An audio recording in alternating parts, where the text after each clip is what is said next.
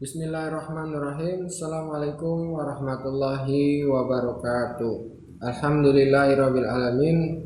Salatu wassalamu ala asrofil anbiya'i wal mursalin wa ala alihi wa sahbihi ajma'in. Alhamdulillah teman-teman semua, jumpa lagi di catatan kuliah, dan hari ini insyaallah kita akan berdiskusi kembali dengan tema yang menarik tentunya ya. Tema yang ada di dalam manajemen, yang mana ini sering ada di sebuah perusahaan, itu mengenai masalah gitu. Nah, ya langsung saja teman-teman, apa itu materi yang saya ingin diskusikan hari ini, yaitu adalah ini ya, PDCA. Nah, apa sih PDCA itu teman-teman semua? Nah, baik teman-teman semua, saya akan coba menjelaskan sedikit tentang PDCA. Nah, PDCA adalah, atau pada dasarnya adalah singkatan dari P-nya itu adalah plan, D-nya adalah do, C adalah check, dan A-nya adalah action, atau dalam bahasa Indonesia itu disebut dengan perencanaan, pengerjaan, pengecekan, dan tindak lanjut. Nah, metode ini atau model manajemen ini dicetuskan oleh Walter Shewhart dan dikembangkan oleh W. Edwards Deming dengan tujuan sebagai proses perbaikan perusahaan atau individu. Nah, di dalam PDCA ini tentu teman-teman mengandung yang namanya siklus. Nah, siklus ini terus berulang dan berlanjut gitu. Nah, seperti apa sih siklusnya? Nah, tapi sebelum itu kita harus tahu dulu apa itu P, yaitu plan, D, dan seterusnya ya. Oke, kita bahas dari P-nya dulu. Nah, P adalah apa yang plan tadi adalah tahapan perencanaan yang dimuat dengan identifikasi masalah menggunakan teknik ya 5W, yaitu what, who, when, where, dan why. Tentu ini sudah tahu semua ya untuk jadi tahapan ini adalah untuk membuat sebuah perencanaan. Nah, sebelum melanjutkan proses ke tahap berikutnya, maka kita harus pastikan dulu nih, tim sudah mengetahui yang pertama adalah masalah utama yang perlu diselesaikan, kemudian sumber daya yang dibutuhkan untuk menyelesaikannya, sumber daya yang tersedia saat ini, dan solusi terbaik untuk perbaikan masalah dengan sumber daya tersebut gitu. Nah, itu yang pertama mengenai plan. Kemudian yang kedua adalah D, yaitu do. Nah, pada tahap siklus PDCA ini kita harus mulai menjalankan hal-hal yang telah direncanakan, meliputi pengujian skala kecil atau mengukur hasil dari solusi yang sudah dirancang pada tahap pertama tadi, yaitu di sebuah plan.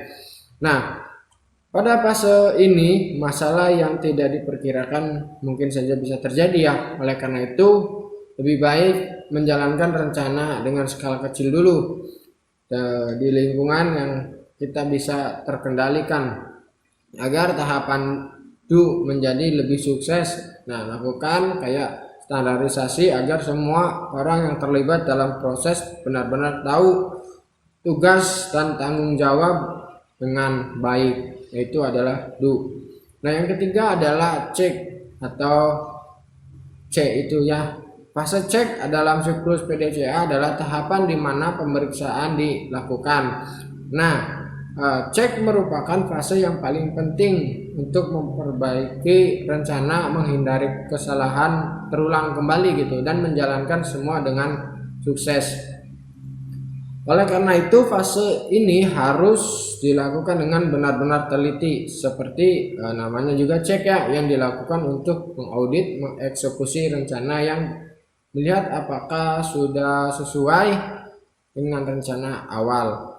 Nah, permasalahan yang terjadi pada fase do akan dievaluasi di tahap ini dengan tahap berhasil dieliminasi. Proses do dan check bisa dilakukan berulang-ulang hingga hasilnya sempurna. Nah, yang terakhir adalah A, yaitu action. Nah, dalam tahapan ini semua aspek proses telah diperbaiki berdasarkan evaluasi dari fase do dan check yang mengidentifikasi masalah dalam mengimplementasikan sebuah rencana. Nah, fase action ini merupakan yang akhir pada siklus PDCA, akan tetapi seluruh proses akan berulang lagi secara berkelanjutan. Nah, teman itu adalah pengertian dari PDCA. Lalu kekurangan dan kelebihan dari PDCA itu adalah, yang pertama adalah salah satu kelebihan dari PDCA itu adalah fleksibilitasnya. Kemudian digunakan berbagai bisnis atau aplikasi, tidak hanya untuk manufaktur ya, tetapi manajemen proyek, manajemen perubahan, pengembangan produk dan lain sebagainya gitu. Terus juga meningkatkan efektivitas, menghasilkan perubahan, menyelesaikan masalah dan meningkatkan efisiensi cukup signifikan. Nah, kelebihannya. Nah, kekurangannya adalah hal ini menyebabkan proses cukup lambat dan kurang cocok untuk menyelesaikan masalah yang sifatnya mendesak. Jadi kalau yang mendesak ini tidak bisa digunakan. Tidak hanya itu, prosesnya juga berkelanjutan sehingga membutuhkan komitmen secara bersama ya dari tim organisasi itu gitu. Nah, jika tidak, siklus PDCA tidak akan efektif untuk jangka panjang. Jadi itu adalah kekurangan dan kelebihan. Nah, oke, kita untuk mempermudah kita dalam memahami PDCA itu, kita ambil contoh saja ya. Misal di sebuah perusahaan X misalnya. Nah, perusahaan X ini sudah berumur kisaran 20-25 tahun gitu ya, tetapi tidak ada perkembangan atau kemajuan dari perusahaan tersebut selama kurang lebih 25 tahun ini. Nah, tentu kita harus tahu dulu nih, untuk menerapkan pola PDCA ini kita harus mengetahui dulu nih, mengidentifikasi dulu dari P itu, kita membuat planning apa yang menyebabkan terjadinya, kenapa nggak maju-maju gitu. Kita identifikasi dulu masalahnya di P itu. Nah, setelah kita mengidentifikasi masalahnya,